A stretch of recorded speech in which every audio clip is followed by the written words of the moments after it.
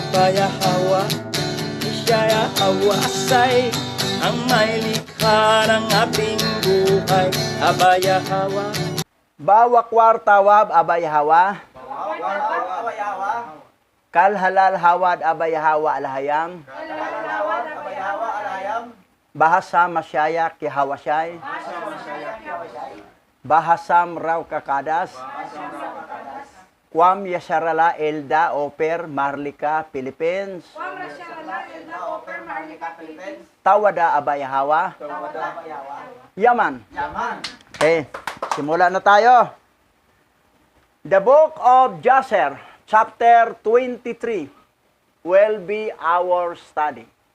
Ang aklat ni Jasher, kabanata 23, ang ating pag-aaralan. Basa. Ang aklat ni Jasher, kabanata 23, verse 1 to 19. Sa oras na iyon, ang salita ni Yahweh ay dumating kay Abraham.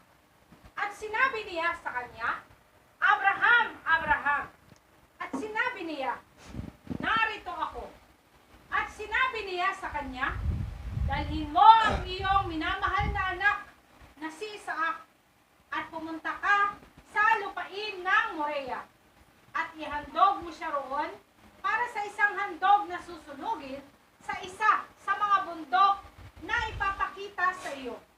Sapagkat makikita mo ang isang ulap at ang kaluwalhatian ni Yahweh.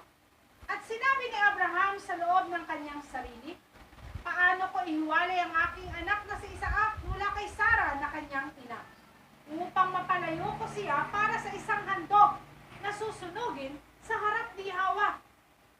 At si Abraham ay pumasok sa tulda. At siya'y naupo sa harap ni Sarah na kaniyang asawa. At kaniyang sinalita ang mga salitang ito sa kanya. O yan. So, sinabi na ni Abay Hawa kay Abraham, ihandog mo ang iyong anak. Handog na susunugin. O yan, si Isaac. Susunugin, o. Matindi pagsubok. Ngayon, nag-isip siya, paano ko ihiwalay si Isaac sa kanyang nanay? Gumawa siya ng white lying. White lying ginawa niya. O, tuloy. Basa. Ang ating anak na si Isaac ay lumaki at hindi pa niya lahat na pag-aralan ang paglilingkod sa alayam. Bukas ay pupunta ako at dadalhin ko siya kay Sim at kay Heber na ating lolo. At doon ni Isaac matututunan ang mga paraan sa paglilingkod kay Yahweh. Sapagkat sila magtuturo sa kanya na makilala ng lubos ang Yahweh upang malaman niya lahat-lahat ang paraan ng paglilingkod sa Yahweh na ating alahayam. At sinabi ni Sarah, mabuti ang sinabi mo. Lumaon ka at gawin mo sa kaniya ang gaya ng iyong sinabi. Ngunit huwag mo siyang ilayo sa akin.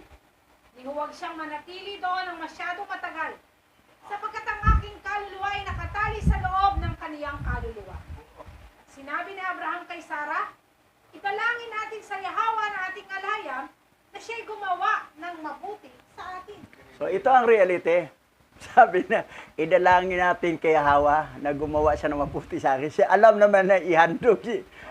Pero ang alibay niya, nadalhin lang niya kay Shem at saka kay Heber para tuturuan siya paano paglilingkod kay Hawa. Yan lang alibay para pumayag si Sarah. Kasi kung idiretso niya ihandog, sabi niya, ihandog daw itong anak natin. Ako mag-away sila. Gulo ang mangyayari. Oh. Sabi pa nga dito, wag nang patagalin nga. Wag nang patagalin na kailangan. Gusto. Hindi pa nga nakakali, si balik na kagad. Okay, tuloy. At isinama ni Sarah si Isaac sa kanilang higaan sa buong gabi. At kaniyang hinagkan at niyakap siya at pinagbilinan siya hanggang sa umaga. At sinabi sa kanya, O anak ko, paano maihuwalay sa iyo ang aking kaluluwa? At hinalikan pa rin niya siya at niyakap siya at binigyan niya si Abraham ng mga tagubilin tungkol sa kanya. At sinabi ni Sarah kay Abraham, ang bilin ko sa iyo na ingatan mo ang ating anak at ituon mo ang iyong mga mata sa kaniya sapagkat wala akong ibang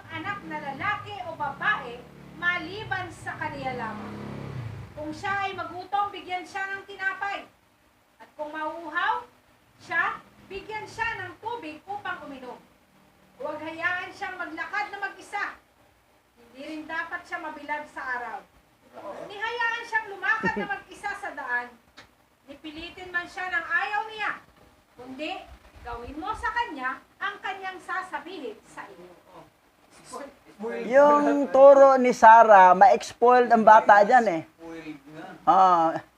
Mali si Sarah doon. Sa sobra niyang pagmamahal sa anak niya. Kasi bugtong anak niya eh. Gawin mo anong gusto niya. Aba, kung anong gusto sa bata, kahit mali, gawin na lang. Tapos, wag ibilad siya sa araw. Wag siya mabilad sa araw. Ayaw may tip. So, nakita mo, yung karakter ni Sarah, para bang idolatry na tuloy sa kanya si ano? Si Isaac. Sobra ng pagmamahal. Exploiled yun. Ma-exploiled ang bata dyan pag gano'n, no? Kung ayaw, pagpilitin. Tapos, noong gabi na yon, pinatulog na sa kwarto nila. Sa yung gabi na yon. O, di ba, may sariling higaan si Isaac. O, pinasama na silang tatlo na sa isang kwarto. O, dito, magdamag, halikan, yakap, ganon. Ito pa. O, basa. At si Sarah ay umiyak ng buong gabi dahil kay Isaac. At siya'y pinagbilinan niya hanggang sa umaga. At sa umaga, pumili si Sarah ng isang magagandang damit mula sa mga kasuotan na mayroon siya sa bahay, na ibinigay sa kanya ni Abimelech. At binihisan niya si Isaac na kaniyang anak. At nilagyan niya ng turbante ang kanyang ulo. At nilagyan niya ng isang mahalagang bato ang tuktok ng turbante. At binigyan niya sila ng pagkain sa daan. At sila'y umalis. At si Isaac ay yumaon na kasama ang kaniyang amang si Abraham. At kasama nila si Ismael na kaniyang kapatid. At ang ilan sa kanilang mga alipin ay sumama sa kanila. At si Sarah ay lumabas na kasama nila. At kaniyang sinamahan sila sa daan upang sila'y makaalis. At kanilang sinabi kay Sarah, bumalik ka na sa tolda. Tama ka sa Ismael? Umalis ka na. Sabi ni kay Sarah, bumalik ka na sa tolda. So, sinamahan ni Sarah sa daan. Talagang sobrang pagmamahal talaga niya sa kanyang anak eh. Mayroon bang nanay na ganoon katinding pagmamahal sa anak? Exploiled ang bata dyan. Exploiled. Sobrang pagmamahal. Pero si Isaac naman, hindi naman exploiled. Ano naman eh. Pero yung style ni Sarah, pero may malala pang maling ginawa ni Sarah. May malala pa ito. Tuloy. At nang marinig ni Sarah ang mga salita ng kanyang anak na si Isaac, ay umiyak siya ng mapait. At si Abraham na kanyang asawa ay umiyak din. At si Isaac na kanilang anak ay umiyak ng isang malakas na pag-iyak. Gayun din ang mga sumama sa kanila ay umiyak ng malakas. At niyakap ni Sarah ang kanyang anak na si Isaac. At hinawakan siya sa kanyang mga bisig. At hinalikan siya at nagpatuloy sa pag-iyak kasama niya. At sinabi ni Sarah, sino ang nakakaalam kung pagkatapos ng araw na ito ay hindi na kita makita kailanman.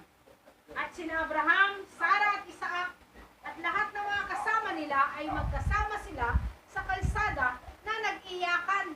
At pagkatapos ay bumalik si Sarah ng tulda. At totoo si Isaac ay isinama ni Abraham upang ihandog si Isaac na susunugin sa harap ni Yahweh, gaya ng iniutos ni Yahweh sa kaniya. Ang mali ni Sarah doon, itong verse 18. Maling-mali ang ginawa niya. Sa verse 18. Basahin natin ang verse 18 ha. At niyakap ni Sarah ang kanyang anak na si Isaac. At hinagkan siya sa kanyang mga bisig. At hinawakan siya at nagpatuloy sa pag-iyak kasama niya. At sinabi ni Sarah, sino ang nakakaalam kung pagkatapos ng araw na ito ay hindi na kita makita magpakailanman? Saan ang mali ni Sarah dyan? May malaking mali siya dyan eh. Ito, sinabi niya. Oh, kung pagkatapos ng araw na ito ay hindi na kita makita magpakailanman, yan ang mali niya. Very negative word. Yung nagbitaw siya ng salita, mangyari sa kanya yan. Di na niya makita si Isaac magpakailanman. Nagbitaw na siya ng salita eh. So, yan ang mali. Ito, sa pinali, ito ang bigyan natin diin to. Kasi marami pang mga manampalataya na hindi maingat itong mga salita na ito. So, pansinin natin ha, yung pagmamahal ni Sarah kay Isaac na kanyang bugtong na anak, bugtong sa kanya. Pero kay Abraham, hindi bugtong kasi may anak sa kay Ismael. Sumama pa si Ismael eh. Pero yung kay Sarah, masyadong idolatry na ang labas niya kay ano. Binanggit nga ni Yahweh siya, if you love your children more than me, you are not worthy of me. Yeah. Pero ang pinakamatinding bitaw niya, yung sinabi niya na araw na ito, hindi na kita makita kailanman. Itong word na kailanman, ito yung mabigat na binitawan niya na nagbitaw siya ng mangyari, future, na mangyari talaga sa kanyang buhay. Hindi na talaga niya makita si Isaac. Kasi hindi naman si Isaac ang mamatay, siya ang mamatay.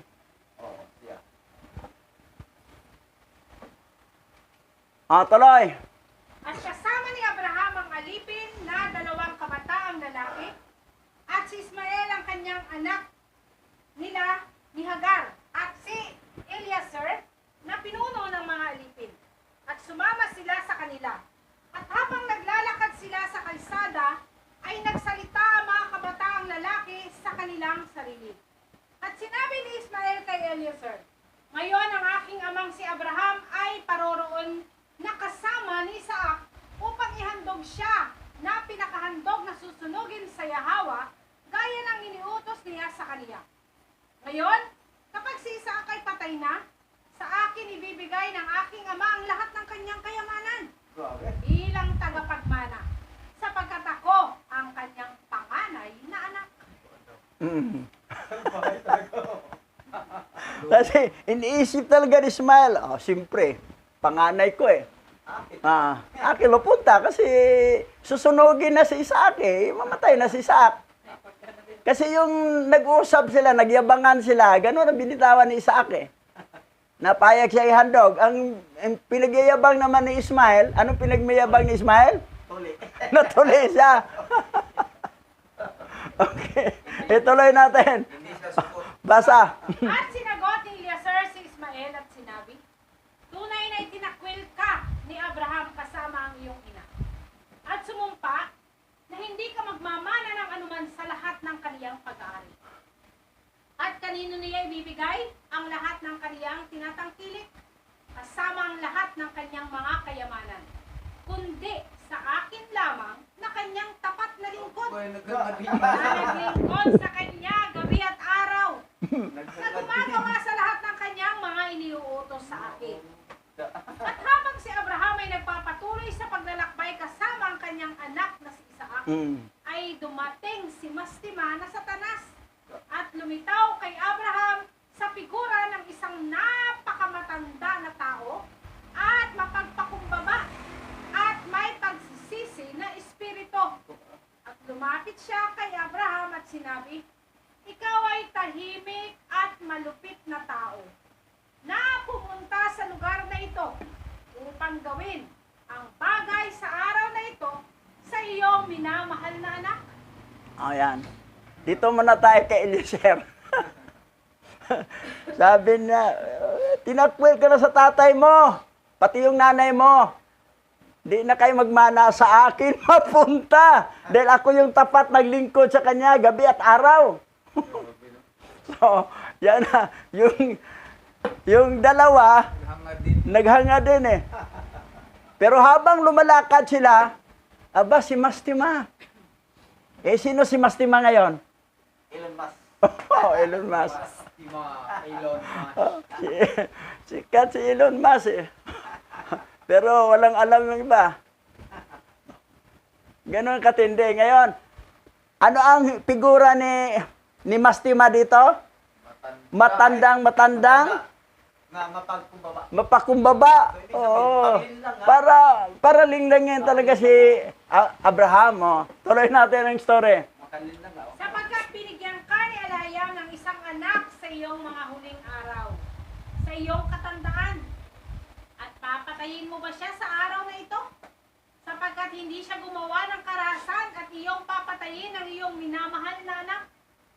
Hindi mo ba nalalaman at nauunawaan na ang bagay na ito ay hindi maaaring mula kay Yahweh ang utos na ito?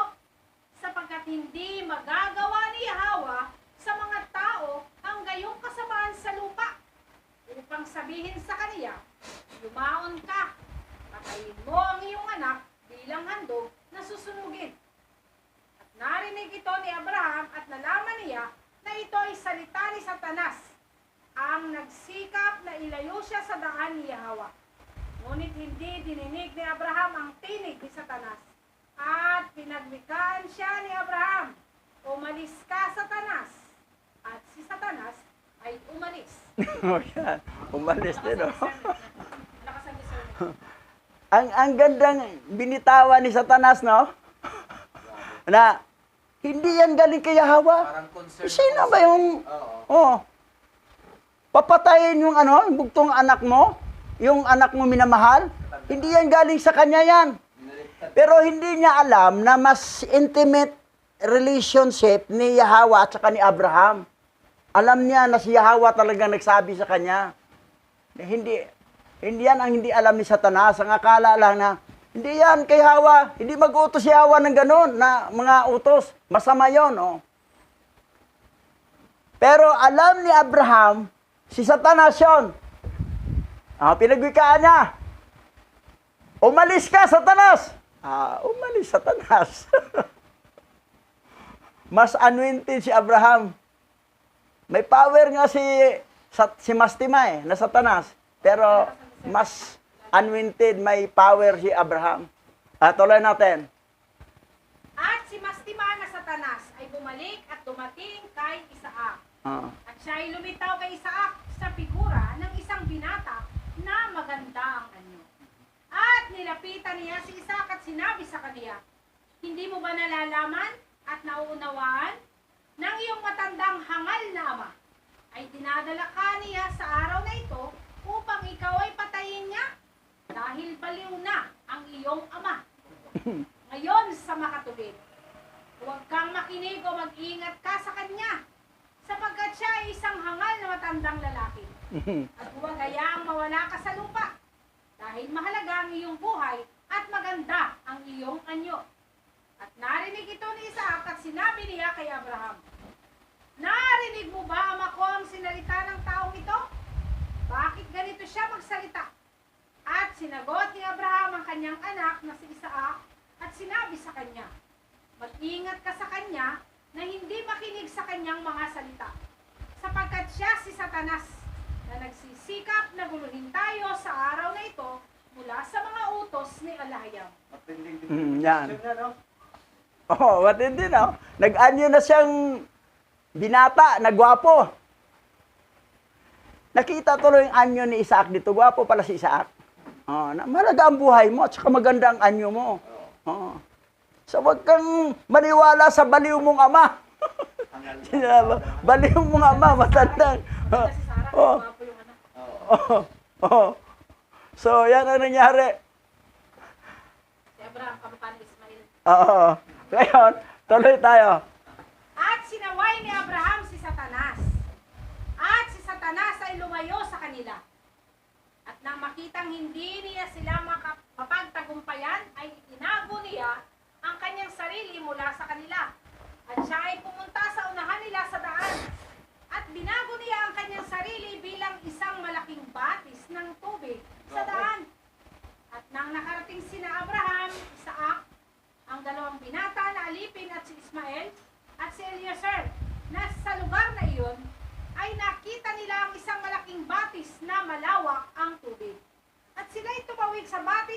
nandoon. At ang tubig sa una ay umabot sa kanilang mga paa. At habang sila'y tumatawid, lumalalim ang tubig at umaabot sa kanilang liig. At lahat sila ay natakot dahil sa lalim ng tubig. At habang sila ay tumatawid, napansin ni Abraham na ang lugar na iyon. At alam niya na walang tubig doon. At sinabi ni Abraham sa kaniyang anak na si Isaac, nalalaman ko ang dakong ito na walang batis o tubig. Ngayon ngang ito ay si Mastima na si Satanas ang gumagawa ng lahat ng ito sa atin upang ihiwalay tayo sa araw na ito sa mga utos ni Alahayam. Grabe, oh. So, Siguro hindi na tumulong. yung discerning ni Abraham, matalas. Oo, tindi. Sabi yung wala namang tubig dito, walang batis dito, yung sapa ang tawag, diba? Wala namang sapa dito. Pero biro mo, dumaan tayo, dito lang. Tapos yung sa liig na, sila lahat natakot. Pero na Abraham, si ano to, si Mastima to, si Satanas to. Yan. Guguluhin tayo. Biro mo si Mastima, nag-anyong tubig, nag-anyong sapa. Oh. At sinaway siya ni Abraham at sinabi sa kanya, sinaway kita Satanas sa pangalan ni Yahweh, lumayas ka. At Mastima ang Satanas ay natakot sa tinig ni Abraham. At umalis siya sa kanila. At ang lugar ay naging tuyong lupa tulad ng una. Yun. At si Abraham ay umawang kasama ni Isaac patungo sa dakong sinabi sa kaniya ni Alahayam. At sa ikatlong araw ay itiningin ni Abraham ang kanyang mga mata. At nakita niya ang dako sa malayo na sinabi sa kaniya ni Alahayam. At ang isang haliging apoy ay nagpakita sa kaniya na umabot mula sa lupa hanggang sa langit. At isang ulap ng kalwalhatian sa ibabaw ng bundok. At ang kalwalhatian ni Yahweh ay nakita sa alapaap. At sinabi ni Abraham kay Isaac, anak ko, nakikita mo ba sa bundok na iyon na aking natatanaw sa malayo? Ang aking nakikita sa ibabaw niyon? At sumagot si Isaac at sinabi sa kaniyang ama, nakikita ko. At narito ang isang haliging apoy at isang ulap. At ang kalawalhatian ni Yahweh ay nakikita sa ibabaw ng ulap. Si Satanas pala, si Mastima, actually sa atin, takot rin yun sa atin eh. Pag i-rebuke natin siya, kita mo at sinaway siya ni Abraham. At sinabi sa kanya, sinaway kita, Satanas, sa pangalan ni Yahweh, lumayas ka. Oh, Sagrado. rebuking rebuking. Ito ang tunay nga rebuke. At Mastima, ang Satanas ay natakot sa tinig ni Abraham at umalis siya sa kanila. Takot pala eh. Mastima, Satanas, sa pangalan ni Yahweh, lumayas ka. Takot. Nag-anyong batis, nag-anyong matandang lalaki, nag-anyong batang gwapong lalaki. Ngayon si Mastima, nag-anyong robot at nag-anyo ding tao. Tingnan mo si Elon Musk, tinanggal. Di ba nakita mo? Robot, no? Robot siya. Oh. Tapos yung minsan hubad siya, tao talaga, katawan. Yung ano pa naman niya, kampanya niya ang Tesla. Sinabi niya, matatalo ang Samsung at saka yung iPhone sa kanyang cellphone na Tesla. Tesla ang pangalan. Kasi pinaka-high-tech na may nag-comment, saan mabili yan? Saan mabili yung cellphone na yan? Oh? Nasa social media eh. Ganon katindi. Ngayon, si Elon Musk, si President Donald Trump, may iba pang mga main sila. May nag-serve, mga robot. Mag-serve na yung pagkain. Ibibinta, sinong bibili ng robot para, worker mo, magtrabaho. Sa farm niya, mga farm ni ni Elon Musk. Trabahador, puro mga robot. Walang sasahuran. Hmm. Ano lang, yung program sa computer. Program mo lang. AI. Yung sasakyan, i-program lang yan. Ihatid ka kung saan ka pupunta. Matuto ang destinasyon. Hindi, wala na driver. Parang computer lang. Hmm. Grabe. Sabihin lang sa'yo. Ganon katindi. Saan ka punta? Naiya 3. Para elevator ba? Oh, say basa. At alam ni Abraham na ang kanyang anak na si Isaac ay tinatanggap sa harap ni Yahweh bilang isang handog na susunugin.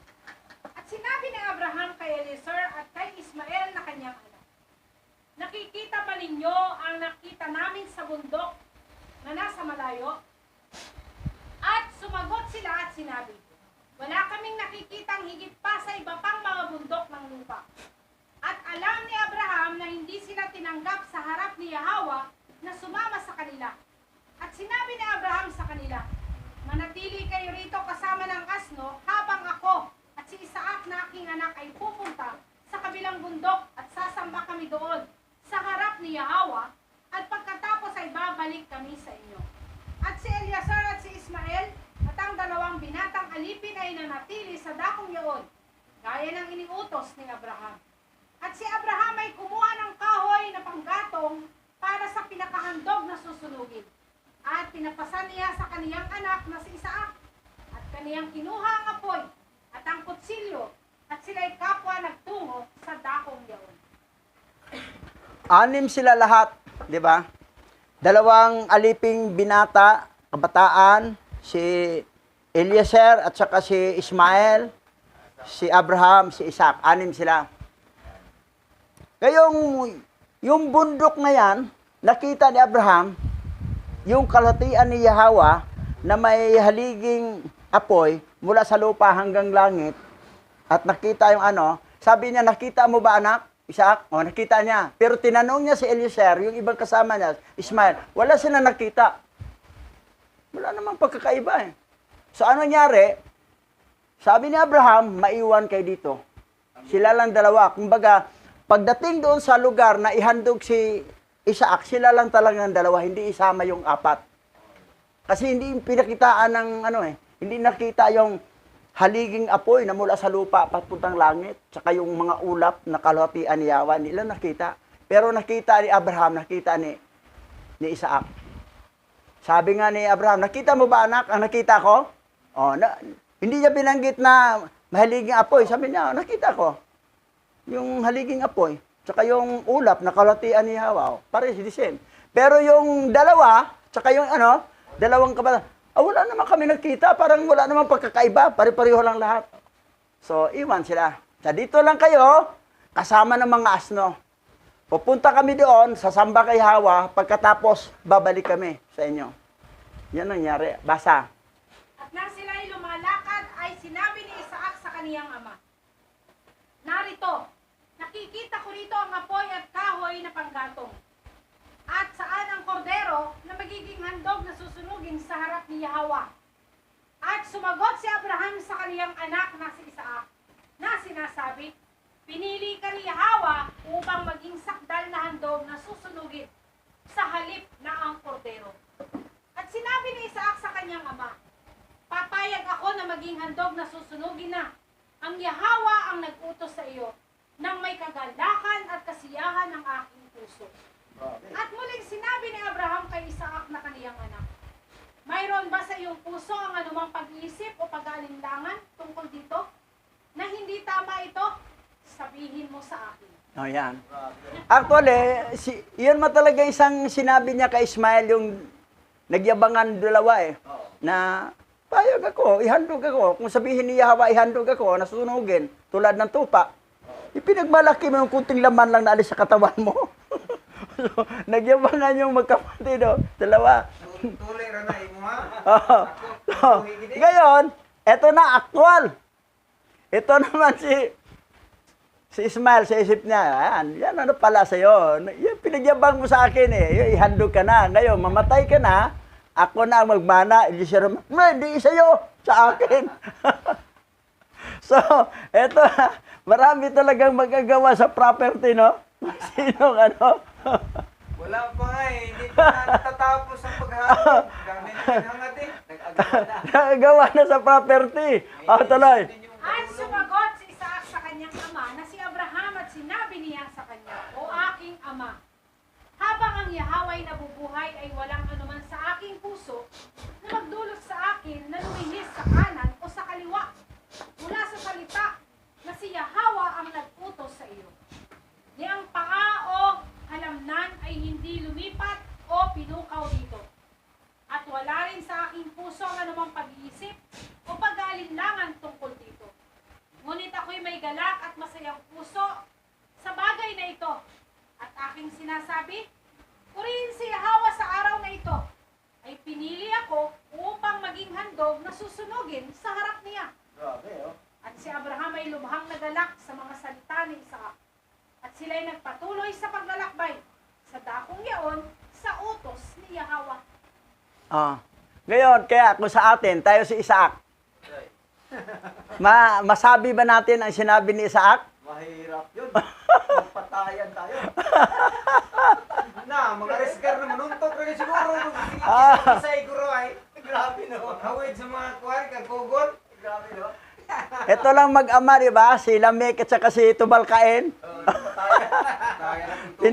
Napatay na. Sinaktan kasi niyang ama niya eh. Si Lamek eh. Kasi sinisi ng ama na, ikaw kasi nagsabi, nahayop, tirahin ko. Mas malinaw ang mata mo kaysa mata ko. Yun pala, si Lulukain pa ang napatay natin. Nagalit si Tubalcain, sinakta ng ama. Nagalit din ama, napatay yung anak.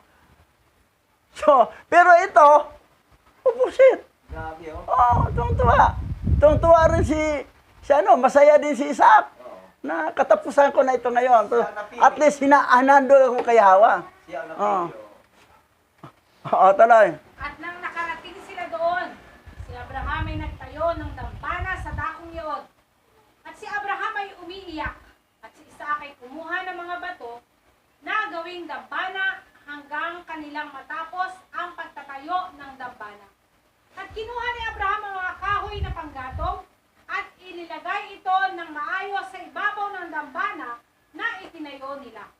At kaniyang kinuha ang kaniyang anak na si Isaac.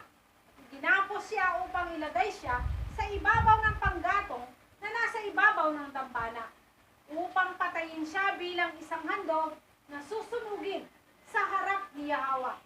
At sinabi ni Isaac sa kanyang ama, Itali mo ako ng mahigpit at pagkatapos ay ilagay ako sa ibabaw ng panggatong sa dambana at mula sa pwersa ng kutsilyo na tumama sa aking laman ay maging kaaya-aya sa handog para kay Yahweh. Grabe oh. Gawin mo ito sa akin, ama ko. Biro mo Gawin mo ito sa akin, ama ko. Tali mo ako ng mahigpit. Siya yung kutsilyo tumama sa aking laman, sa aking katawan. Gawin mo to. Ama ko, nag-utos pa.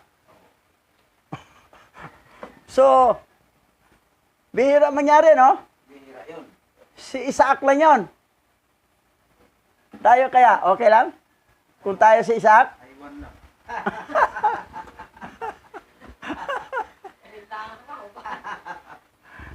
Kasi, ang naisip ni Isaac, mawala ako sa mundo ito, Sigurado na. pero doon sa langit, Oo. malaki ang posisyon ko doon. Mas mataas ako doon. Kasi napili siyang andog eh. Oo. Mas mataas siya doon. Oo. Hindi, malayo sa kanya ang parang at sa bangkita. May mansion siya at saka pinakamagandang mansion pa. At chariot of fire niya, 4 na kabayo pang maghila. Sinabi ni Yahweh, handog siya eh. Yun namang pinagmayabang niya kay Ismael eh, na yung pinagmayabang mo nagpatuli ka, laman lang, kunti lang laman, pinagmayabang ako. I-request ni Yahweh, handog ako, payag ako. Yun, nangyari. Ayan, tuloy tayo. At sinabi pa rin ni Isaac sa kaniyang ama, O ama ko, kapag ako'y iyong napatay at ako'y iyong sinunog na handog, at dalhin mo ang nalalabi ng aking abo upang ibigay kay Sarah na aking ina, amoy ni Isaac. Ngunit huwag ibigay sa kanya kung siya'y nakaupo sa malapit ng isang balon o sa alinmang mataas na dako, upang hindi niya ako matapon. At narinig ni Abraham ang mga salita ni Isaac. At itinaas niya ang kanyang tinig at umiyak nang sabihin ni Isaac ang mga salitang ito. At ang mga luha ni Abraham ay bumuhos kay Isaac na kaniyang anak. At si Isaac ay umiyak ng buong kapaitan.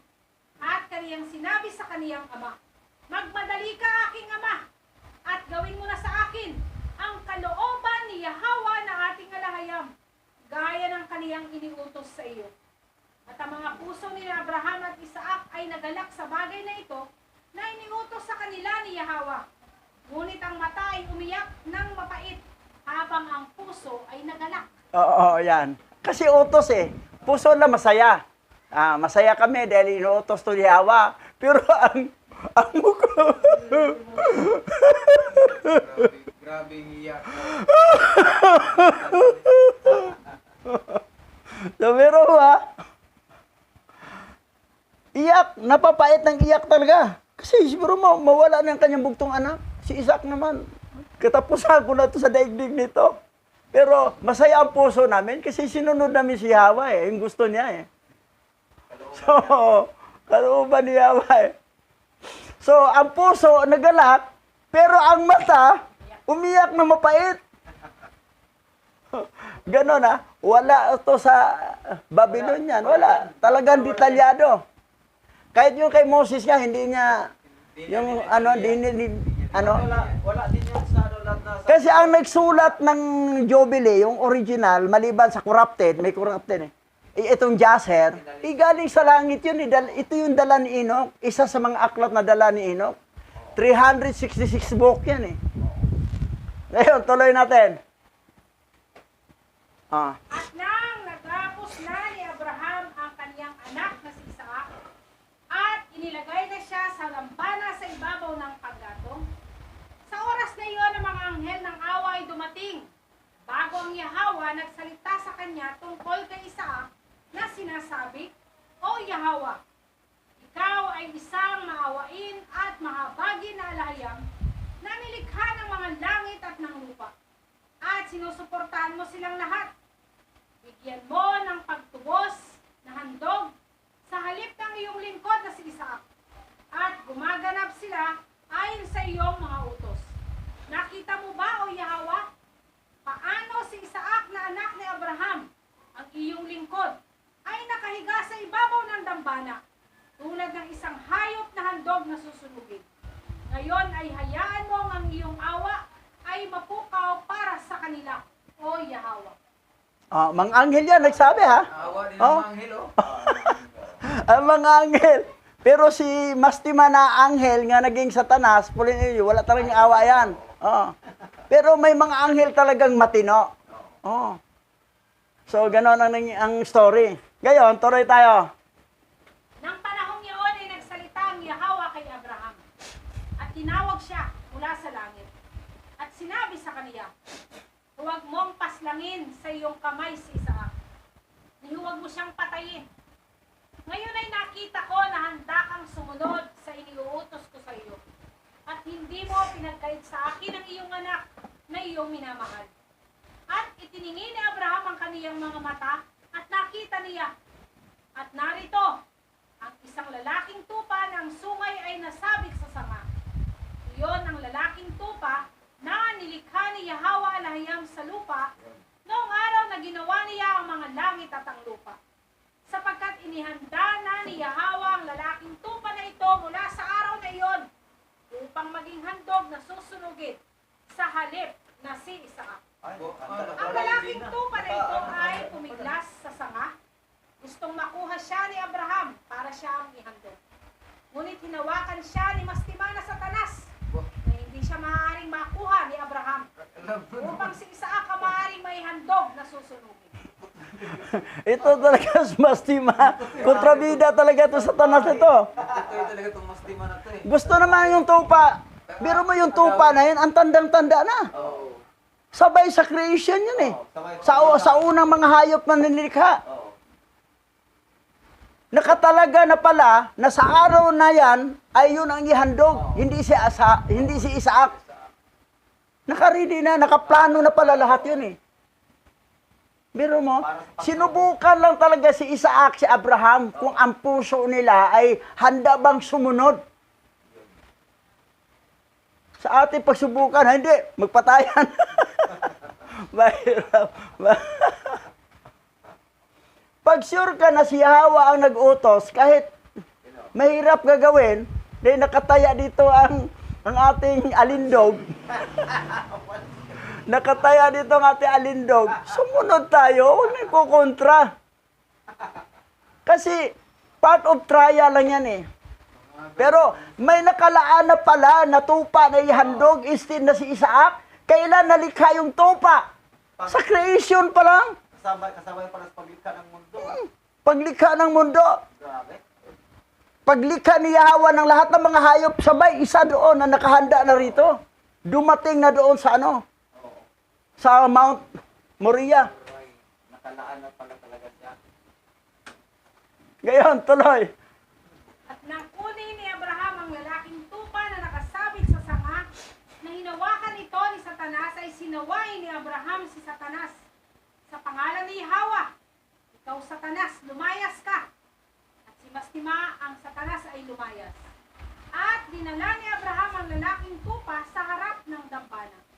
At kinalaga niya ang kanyang anak na si Isaac mula sa kanyang pagkakagapos. At inilagay niya ang lalaking tupa bilang kahalili niya. At pinatay ni Abraham ang lalaking tupa sa ibabaw ng dambana. At binisika ni Abraham ng dugo ng lalaking tupa ang ibabaw ng dambana. At siya'y sumigaw at nagsabi, ito ang kahalili ng aking anak. At ito'y ituring sa araw na ito bilang dugo ng aking anak sa harap ni Yahweh.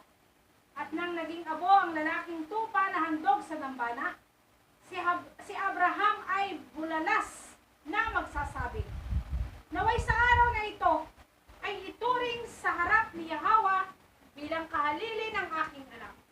At nang natapos ni Abraham ang buong paglilingkod sa tabi ng dambana, at ang paglilingkod ay tinanggap sa harap ni Yahweh at itinuring na parang si Isaac.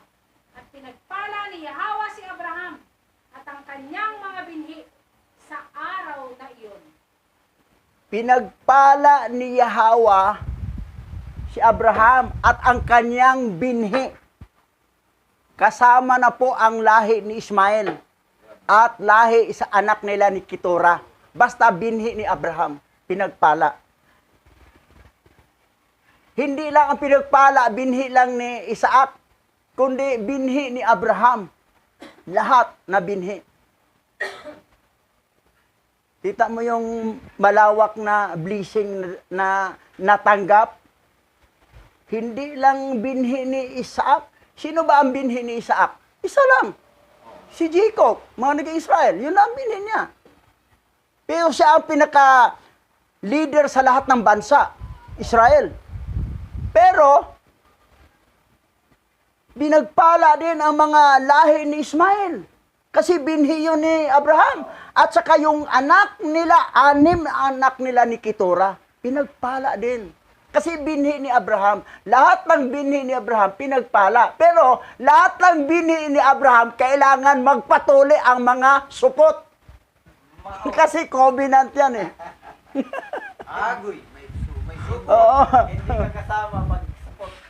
Hindi ka kasama sa Hindi pala. Pero ito ang pinakano natin. Pag may dumating sa ating buhay na mga kita mo na parang gumagalaw, ito si Mastima. Si Mastima lang ang sita na gumagalaw ngayon. Lahat sila, si Gadriel, si Samael, lahat, Asa sila lahat, kulong sila lahat. Si Jikon, Asbel, lahat kulong. Makawala yung 4 doon sa nakulong sa Ilog Euphrates pag matuyo.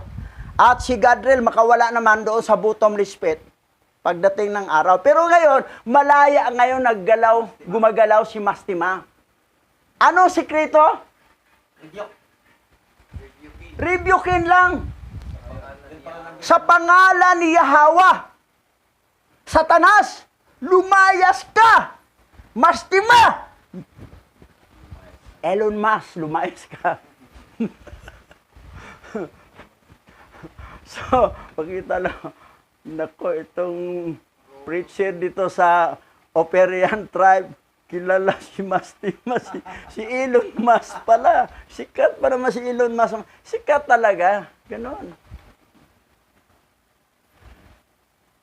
Siya pa naman na nagplano na maging generation of robot.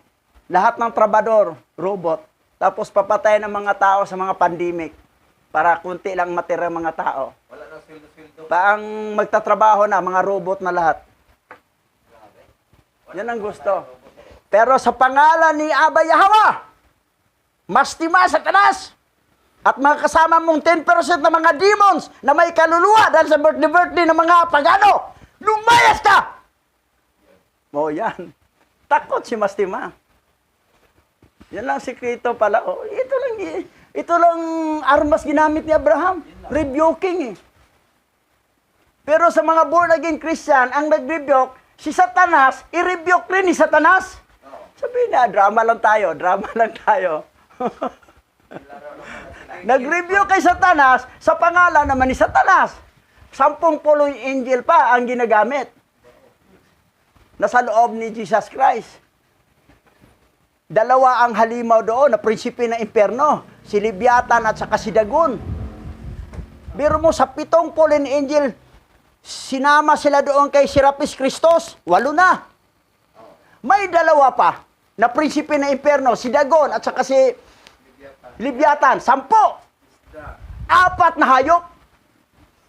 Yung G, yes. Yung sos, sa Hebrew Dictionary, kabayo. Ay. Oo, kabayo. Yes, horse.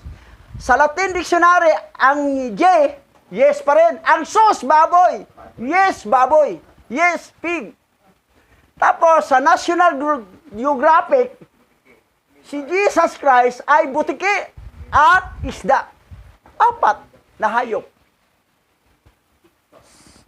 Ngayon, kayong nanonood sa YouTube channel, wala kayong kamalay-malay, yung Jesus, Jesus, Jesus, I rebuke you sa pangalan ni Jesus. Satan, I rebuke you in Jesus' name. Yung Jesus mo, Satanas, I-rebuke Satanas. Tuwang-tuwa, nagdadrama lang yan dalawa. Hindi, 10 ang Jesus Christ na Satanas eh. Tapos, isa ang pinalayas. Wala, very ignorant.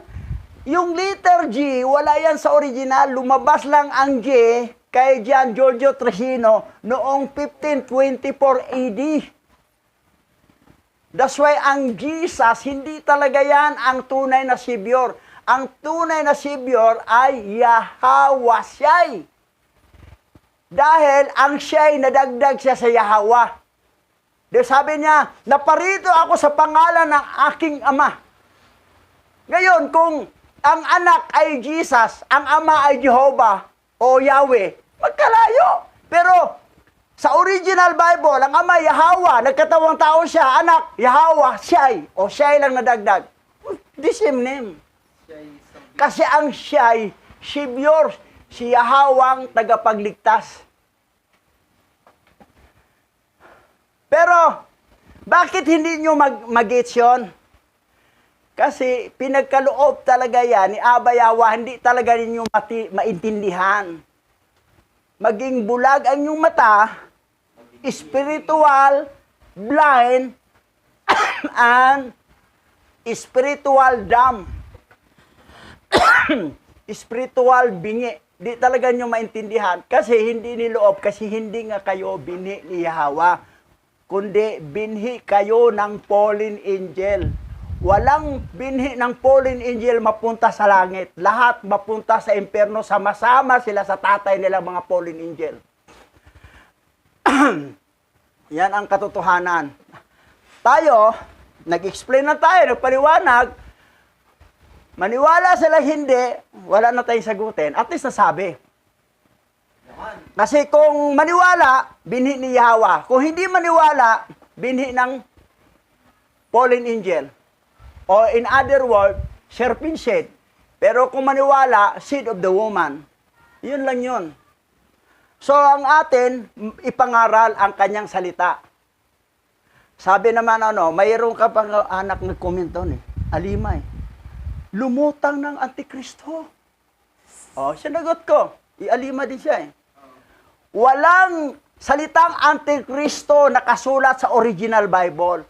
Sa Bible lang na Satanic Bible o Bible na Fallen Angel Bible. Para kaming bida, magmukha kaming kontrabida. At kayong kontrabida, magmukhang bida. Walang salitang Antichrist ang nakalagay doon. Anti-Mashiach Yahawashai. Sino yan kayo na ayaw tumanggap kay Yahawashai? Kasi Jesus lang talaga kayo. Kayo yung tinutukoy doon. Pero sa Bible ninyo, kayo ang sikat. Ha? Antay sila kay Jesus Christ. Kontra sila. Sila ang mga antay. O, nagmukha tayong kontrabida. Kasi ang binabasehan ng Bible ng Satanic Bible o Doctorated Bible o Fallen Angel Bible. Pero kung dito sa Bible na original, kayo ang antay. Anti-Mashiach Yahawashai. Ngayon, saan ba ang paniwalaan natin Bible? Yung original Bible at yung Bible na sinalin na mula sa Vatican Canon Law. Na may mga nagsalent na sila si King James, si Geneva, si Septuagint, si John Wycliffe, si William Tyndale, si Jerome, from Hebrew New Testament, Greek to Latin. Ang modern Hebrew, Old Testament, to Latin. Latin lahat. Si Jerome po yan. Nag-translate. Yan ang paniniwalaan nyo. Paniwalaan natin, original Bible. Original ngayon eh. Kahit naman sa mga product, bigyan kayo ng product na imitation. O ito original, ito imitation. Saan ang piliin mo? Yung imitation o original? Siyempre original. Ganon din sa Bible. Binanggit na nga sa ni Rizal yung kawikaan ni Rizal, ang hindi lumingon sa pinanggalingan ay hindi makarating sa paruroonan. Lingunin natin ang pinanggalingan, yung original Bible, para makarating tayo sa paruroonan sa langit. Pero kung lumingon ka sa gitna lang na mga salinsalin na, hindi yung pinanggalingan, kundi na sa gitna na, ay hindi ka makarating sa paruroonan. Kaibang version pa. Oh, yan. Magkakaiba sa lungat. Ang mga translation sa Doctorated Bible, iba-iba pang translation yan. Puro nagkukontra. Yung American Standard Version, NIV Version, King James Version, Good News Bible Version. Dami pa mga version. Hindi nagkakasundo, mag-iba-iba ang sinasabi. Paano nyo paniwalaan yan? Doon kayo naniwala sa kasinungalingan nga Biblia? Mga fake news po yun. Ngayon, tuloy tayo. Tama na, bubugsarado na kayo. Basa. At si Mastima ang Satanas ay pumunta kay Sarah at lumitaw siya sa kanya sa figura ng isang matandang lalaki na napaka-mapagpakumbaba at maamo ang mukha. At sinabi niya, si Abraham ay nihandog si Isaac na handog na susunugin sa harap ni Yahweh. At sinabi pa niya, sapagkat kinuha niya si Isaac mula sa iyo at nagtayo ng isang dambana at pinatay si Isaac at dinala siya bilang isang sakripisyo sa dambana. At sumigaw si Isaac at umiyak sa harap ng kanyang ama. Ngunit hindi siya pinansin. At si Mastima na Satanas ay gumawa ng mga salitang ito. At pagkatapos siya ay umalis mula sa kanya. At narinig ni Sarah ang lahat ng mga salita ni Satanas. At siya ay inisip na siya ay isang matandang lalaki mula sa anak ng tao na kasama ng kanyang anak. At dumating na ibinalita sa kanya ang nangyari. Walang discernment sa Sarah. Tingnan mo ha, nagmarites agad si Mastima, no? Kasi hindi siya nagtagumpay doon kila Isaac at saka kay kay Abraham matibay doon si Sarah na pinuntahan niya. Nagmarites siya doon. Hinandog, iyak na iyak si Isaac, hindi lang pinansi sa ama. Oh, pero mo, sinungaling pa. Kontrabida siya, Brian. So yan. Ngayon, ang akala naman ni Sarah na anak ng tao yon na nakasama lang doon pag nagbalita lang sa kanya, hindi niya alam si Satanas yon. Pero si Abraham, kilala niya Satanas eh. Kasi Satanas. Oh. So ngayon, tuloy tayo. Basa. Ang mahina pala di makarinig. At itinaas ni Sarah ang kanyang tinig at umiyak at sumigaw ng mapait dahil sa kanyang anak. At itinapon niya ang kanyang sarili sa lupa at nilagyan niya ng alikabok ang kanyang ulo. At sinabi niya, "O anak ko, si Isaac na aking anak, o ako ang dapat mamatay sa halip na ikaw." At nagpatuloy siya sa pag-iyak at sinabi, "Inasubo mo ako para sa iyo, o anak ko." At siya ay nagpatuloy pa rin sa pag-iyak at nagsabi, "Ako'y nagdadalamhati para sa iyo. Pagkatapos kitang palakihin at palakihin ka, ngayon ang aking kagalakan ay napalitan ng pagdadalamhati sa iyo. Ako na nananabik sa iyo at ako'y umiyak at nanalangin kay Alahayam hanggang sa ipinanganak ka na ako ay 90 taong gulang. At ngayon ay natapos ang buhay mo sa kutsilyo at apoy." Ano daw? Si binanggit niya, pinanganak kita, 90 years old akong edad kung pinanganak kita, pinapanalangin ka namin na ipanganak ka.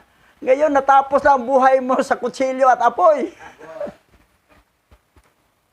So, biro mo, bagsak sa lupa, tinapon yung katawan niya sa lupa, tapos kumuha siya ng alikabok, binagay sa ulo.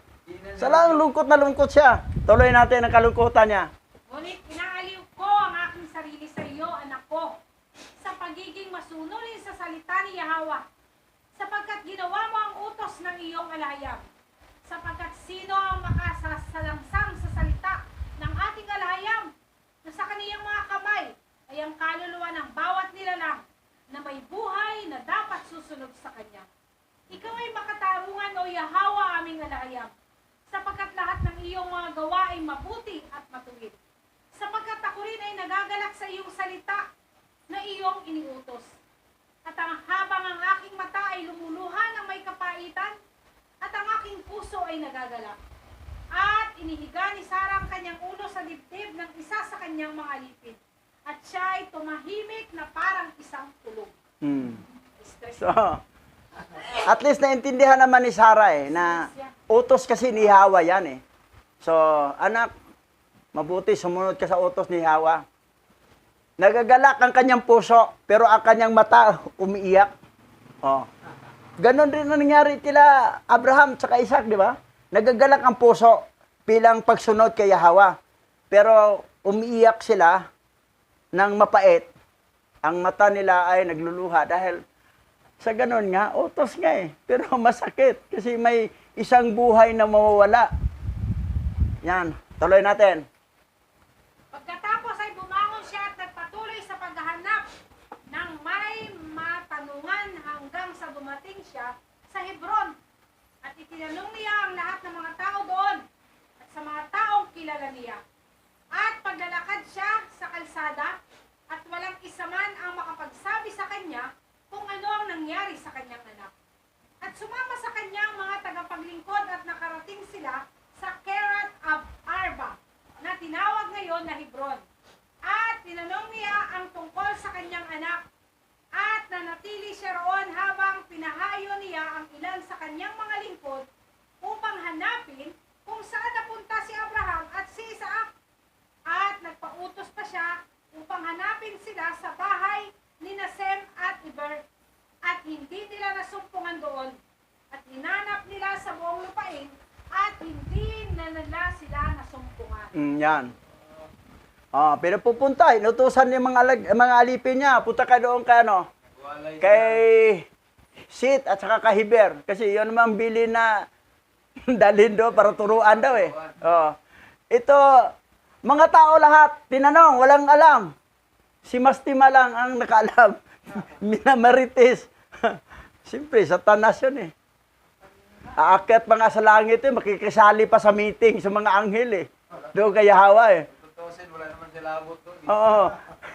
Kaya lang, pinabayaan lang siya ni Hawa na gano'n. Oo. At narito si Mastima na Satanas ay dumating muli kay Sarah sa hugis ng isang matandang lalaki. At siya ay dumating at tumayo sa harap niya. At sinabi niya sa kanya, nagsalita ako ng kasinungalingan sa iyo, sapagkat hindi totoong pinatay ni Abraham ang kanyang anak na si Isaac, at hindi siya nahandog bilang susunugin. Si Isaac ay buhay. At nang narinig ni Sarah ang mga salitang ito, ang kanyang kagalakan ay labis na umaapaw sa kanyang puso. At dahil hindi makayanan ng kanyang puso, sa sobrang kagalakan, ang kanyang kaluluwa ay lumabas sa kanyang katawan. At nalagutan siya ng hininga. At namatay si Sarah at nagtipon sa kanyang ang mga tao. At nang natapos ni Abraham ang kanyang paglilingkod at paghandog kay Yahweh ay bumalik siya kasama ng kanyang anak na si Isaac sa kanilang mga kasama. 2 kabataang aliping lalaki, Ismael at Eliezer, at sila ay tumindig at sama-samang pumunta sa Beersheba at sila ay umuwi. Yan. Kita mo yun, no? Bumalik si Mastima. Sabi niya, nagsinungaling ako, hindi totoong patay, buhay. Siyempre natubig na natuwa ang ina. Hindi na kayanan sa kanyang puso. Hindi na kaya, sobrang tuwa, hindi na kayanan. Umalis yung kaluluwa, lumabas sa kanyang katawan. Nalagutan siya nininga. Kasi pag once ang kaluluwa, umalis sa katawan, tigok talaga yung katawan. O, yan ang story. Pero mo ha, si Sarah namatay sa sobrang tuwa. Nabuhay pa lang anak niya. Pero yung nalaman niya, unang balita, unang marites ni Mastima, ni Satanas, na namatay si Isaac, umiyak siya, pero ang puso niya nagalak kasi sumunod nga sa utos ni Yahweh. Dahil sino bang makakontra sa utos ni Yahweh? Ayan. Nakayanan pa niya. Pero yung pagbaliktad sa balita, yung totoo ng balita, sa sobrang saya, kaya lang namatay si Sarah, nagbitaw na kasi siya ng salita, na kailanman di na sila magkita. O, di na nga na magkita sa binitawan niyang salita. Hindi tuloy sa nabalik ka na buhay. Oo. Hindi na sila nagkita. Tuloy. Pagdating nila, hinanap ni Abraham si Sarah at hindi siya nasumpungan. At siya ay nagtanong tungkol sa kanya at sinabi nila sa kanya, siya ay nagtungo hanggang sa Hebron upang hanapin kayo, kapwa, kung saan kayo nagpunta. Sapagkat ito ang nalaman niya na inihandog mo si Isaac kay Yahweh bilang handog na susunugin.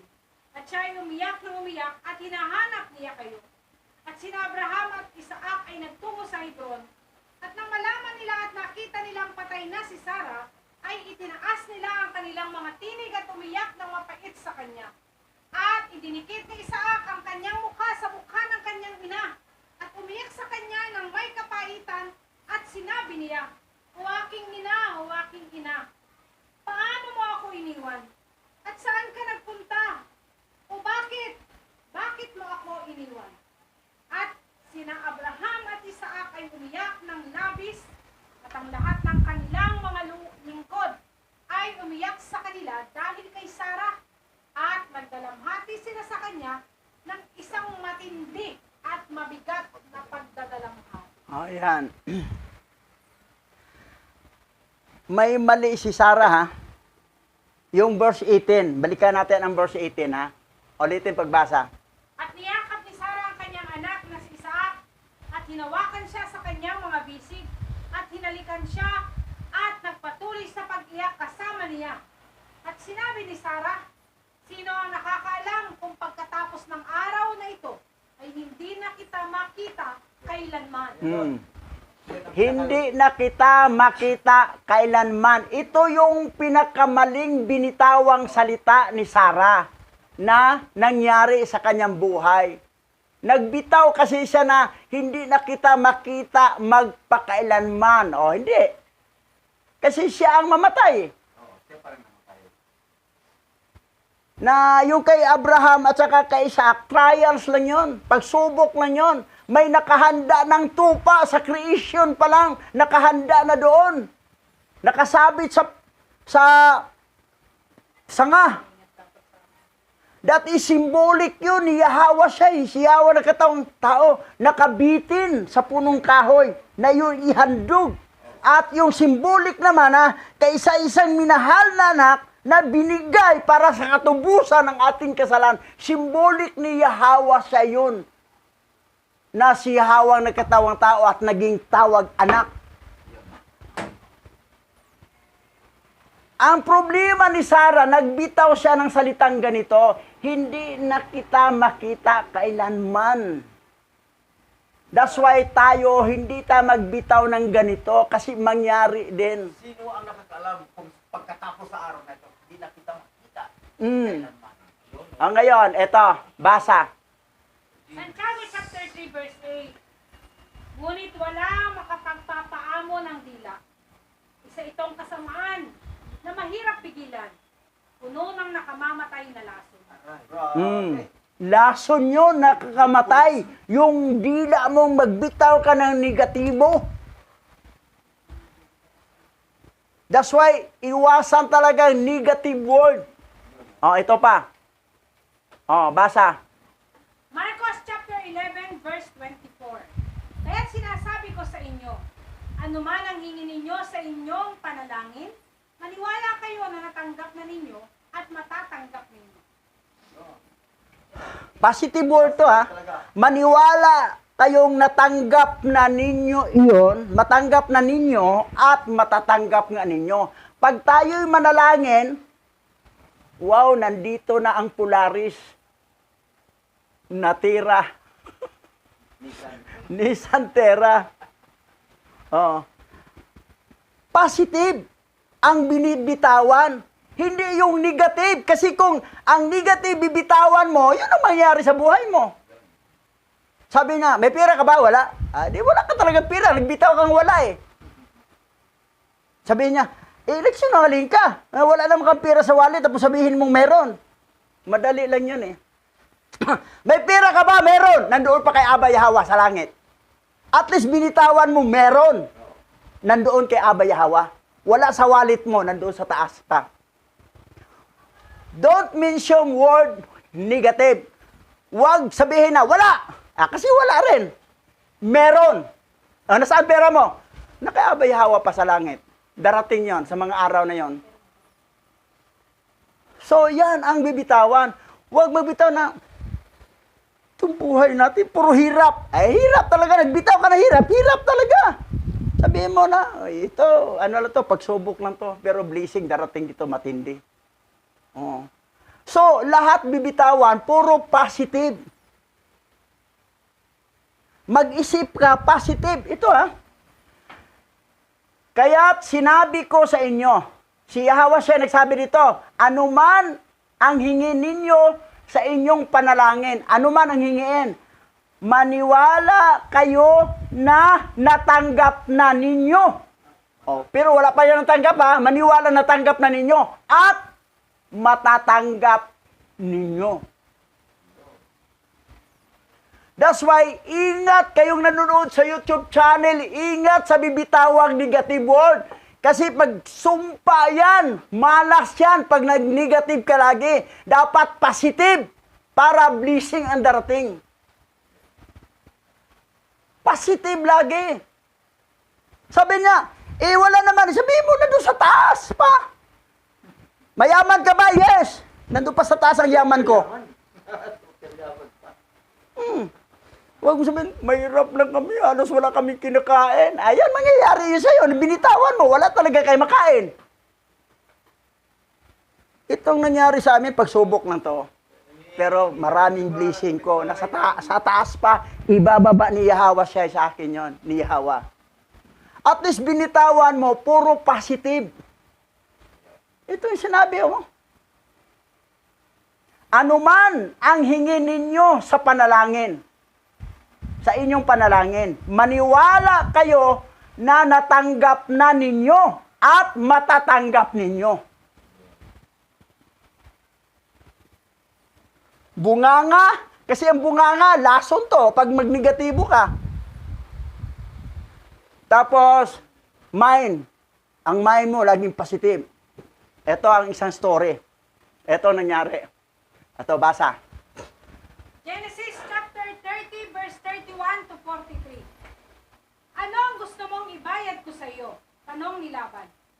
Sumagot si Jacob, hindi ko po kailangan ako'y bayaran pa ninyo. Patuloy kong aalagaan ang inyong kawan kung sasang-ayon kayo sa isang kondisyon. Pupunta ako sa inyong kawan ngayon din at ibubukod ko ang aking mga tupang itim. Gayon din ang mga batang kambing na may tagping puti. Iyan na po ang para sa akin. Sa darating na panahon, madali ninyong malalaman kung ako'y tapat sa inyo o hindi. Tuwing titingnan ninyo ang mga hayop na naging kabayaran ninyo sa akin, at mayroon kayong nakitang hindi itim na tupa o kaya'y kambing na walang tagpi, masasabi ninyong ninakaw ko iyon sa inyo. Mabuti, yan ang ating gagawin. Tugon ni Laban. O, yan ha. Tuloy natin muna. Mamaya explanation. Basa. Ngunit ang araw ring iyon, binukod ni Laban ang lahat ng kambing na may tagpi, maging barako o inahin. Gayun din ang mga tupang itim, at ito'y pinalagaan niya sa kanyang mga anak na lalaki. Iniwan niya kay Jacob ang natira sa kawan, at silang mag-aamay lumayo ng may 3 araw na paglalakbay. Dala ang alaga nilang kawan. Pumutol naman si Jacob ng mga sariwang sanga ng alamo, almendra at platano, at binalata niya ang ibang parte upang magmukhang may batik. Inilagay niya ito sa painuman upang makita ng mga hayop tuwing iinom. Sa ganoong pagkakataon, nag-aasawahan ang mga hayop. Tuloy natin yung kwento. Mamaya na explanation. Napaglihian ang mga batik-batik na sanga. Kaya naging batik-batik ang kanilang bisiro. Binukod niya ang mga hayop na tagpian at itim sa kawan ni Laban upang ang mga ito ang laging natatanaw ng mga tupang puti. Sa gayon, parami ng parami ang sarili niyang kawan, at ito'y hindi niya inihahalos sa kawan ni Laban. Ang batik-batik na sanga ng kahoy ay inilalagay lamang ni Jacob sa painuman kung malulusog na hayop ang nag-aasawahan. Ngunit hindi niya ito ginagawa kung ang mga hayop na nag-aasawahan ay hindi malulusog. Kaya't malulusog ang kanyang mga hayop, samantala ang kay Laban ay hindi. Kaya't lalong yumaman si Jacob. Lumaki ang kanyang kawan at dumami ang kanyang alipin at mga kamelyo at asno. Yan. Yung story na yan ha, hayop yan ha, pero may vision siya, may positive sila. Biro mo, ang lalaking tupa, itim. Ang babaeng tupa, ilagay natin puti o itim. Siyempre, ang kulay na itim, ang kulay doon is sa puti, manganganak sila katulad sa anak nila. Kasi ang usapan nila ni Laban, batik-batik lang ang sa kanya na tupa. Kung may kulay itim o walang batik, kay Laban lahat. Ang sa kanya lamang yung batik-batik. Eh ngayon, ang batik-batik, binigay na sa anak niya. Pinaalagaan sa anak na, lumayo sila ng 3 araw na pag... Ang ilagaan ni Jacob ay walang batik. Di walang sa kanya. Kasi ang usapan, batik-batik lang sa kanya. Eh, kumuha si kahoy, pinagtagsip-tagsip na para magbukhang batik-batik. Kumakain ng hayop, nag-asawahan, nakita yung batik-batik. Yung mga anak, batik-batik na. Kahit ang nanay itim, ang nanay puti, batik-batik. Kay Jacob na lahat. Kasi nakita yung sa paligid na batik-batik. Importante yung vision at saka yung makita mo. Kung nakita mo lagi, pinagpala ako, malusog ako. Malusog ka talaga. Pero, mahina ako. Mamatay na siguro ako. Mamatay ka talaga. Binitawan mo, mamatay ka eh. Sinabi mo, mahina na katawan ko. Mahina na talaga. Kasi nagbitaw yung dila natin ay lason to. Yung pananaw natin, kung ang pananaw natin, tingin natin, puro positive. Yun ang mangyayari sa buhay. Yan ang nangyari. Importante, huwag kayong magbanggit na wala akong pera, hirap ang buhay ko. Yun ang mangyayari sa'yo. Pero sabihin mo, may pera ako, marami na kay Aba Yahawa pa. Malusog ako.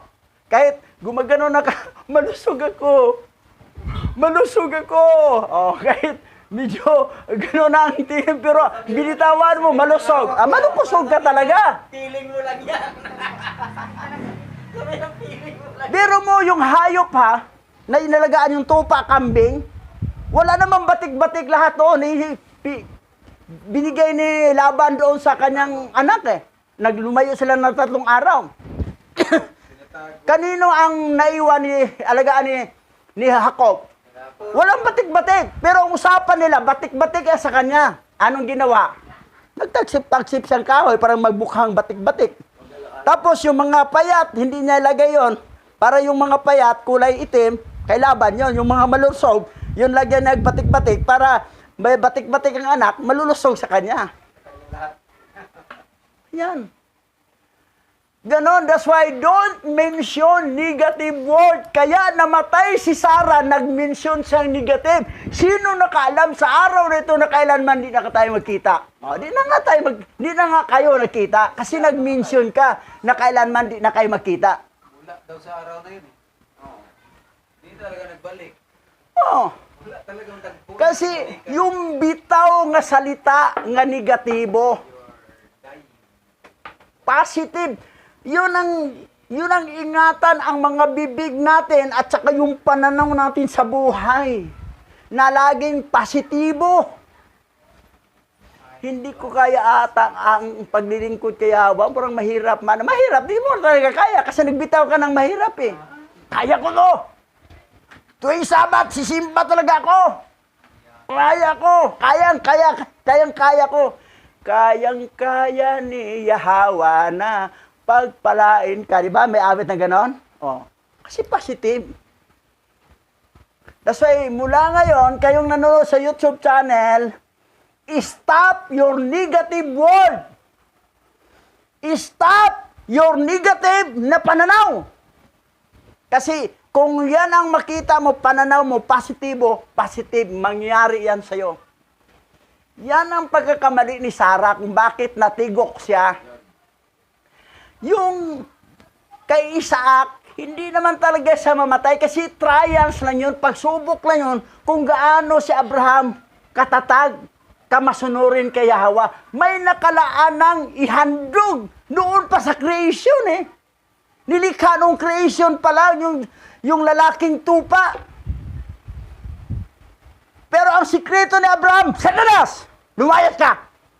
Hinawakan pa ni Mastima yung tupa para hindi mahandog eh, para si Isaac mahandog. Hawakan pa niya, pinalayas.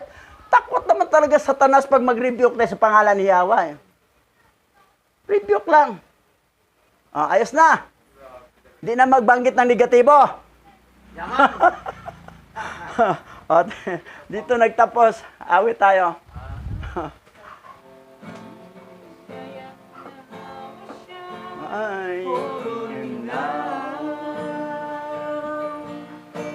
I need your anointing comes in your fire. I love you, Yahweh Shai. You're captivating my soul. And every day I grow to love you more. I'm reaching for your heart. You hold my life in your hand, drawing me closer to you. I feel your power within. Nothing compares to this place where I can see you face to face. I worship you in spirit and in truth. Yahweh Shai, follow me now. I need your anointing, come in your power. I love you, Yahweh Shai. You're captivating my soul. And every day I grow to love you more. I'm reaching for your heart. You hold my life in your hands, growing closer to you. I felt power in you. Nothing confirms to this place where I can see you face to face. I worship you in spirit and in truth. For the last time, reaching for your heart, you hold my life in your hand, drawing me closer to you. I felt your power in you. Nothing confirms to this place where I can say you face to face. I worship you in spirit and in truth. I worship you. I worship you in spirit and in truth. I worship you. I worship you in spirit and in truth. Yes, Abba Yahweh Al-Hayam. Basam Masyayak Yahweh Shai. Basam Raw Kakadas. Tayo po'y manalangin, Pastor Richard. Glory to you, aming Abba Yahweh. You are Adonai sa lahat ng mga patriarka, ang lahi ni Abraham. Salamat kami ay binilang mo sa iyong mga pinili na sa panahon na naming napakinggan ang banal mong pangalan, ang tunay na Hebreyong pangalan ng tagapagligtas at ng aming may likha, ay hindi nawalay sa amin ang ganitong uri ng palatandaan, ang maniwala, mahalin, tanggapin ang banal mong pangalan. O aming Yahweh, kapareho ng naranasan namin. Nawa sa lahat ng remnant ng hanggang ngayon ay tulog pa.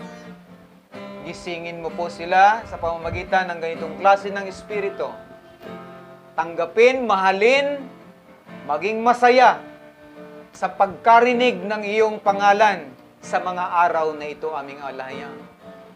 Patuloy po naming dalangin ang inyong pagpapala sa lahat ng mga remnant na nagkalat sa apat na sulok ng daigdig. Ang aming mga mahal sa buhay, aming Yahweh, naway marari po na sila po din ay maging kabilang ng mga anak mo na patuloy na maniniwala at magmamahal sa iyo sa mga panahon na ito.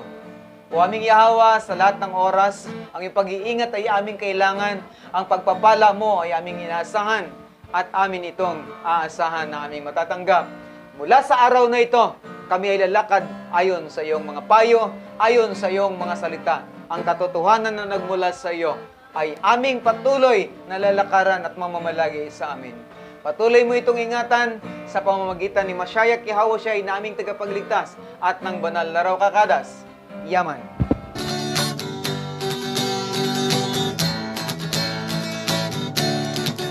Abba Yahweh, siya Yahweh Asay, ang may likha ng ating buhay. Abba Yahweh,